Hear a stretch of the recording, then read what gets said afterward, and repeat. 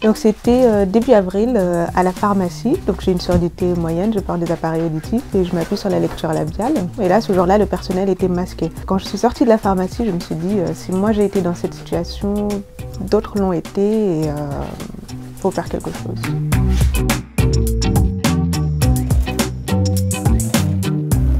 Je suis rentrée à la maison, j'ai dessiné un prototype, j'ai créé un site internet en quelques heures. J'ai contacté ma conseillère en création d'entreprise et je lui ai demandé si elle accepterait de m'accompagner dans ce projet. J'avais mis en place une récolte de fonds.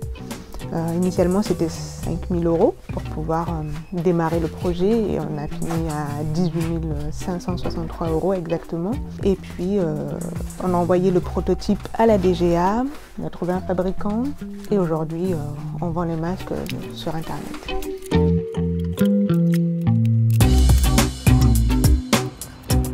Là, on va aller à l'université, on va à la rencontre d'une cliente qui nous a aussi beaucoup aidé pendant le début du projet.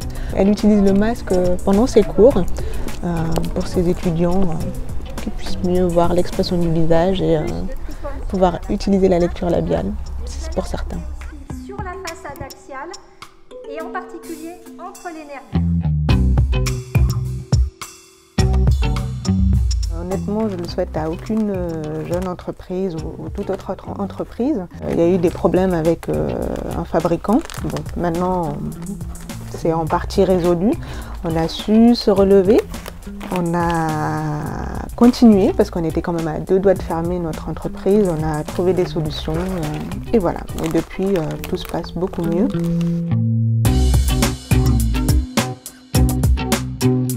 J'aime beaucoup les voyages et j'aime beaucoup les langues. J'ai appris la langue des signes française et un petit peu la langue des signes américaine. Et j'aimerais bien plus tard combiner les deux et aller dans des pays en voie de développement et enseigner la couture en langue des signes aux enfants sourds.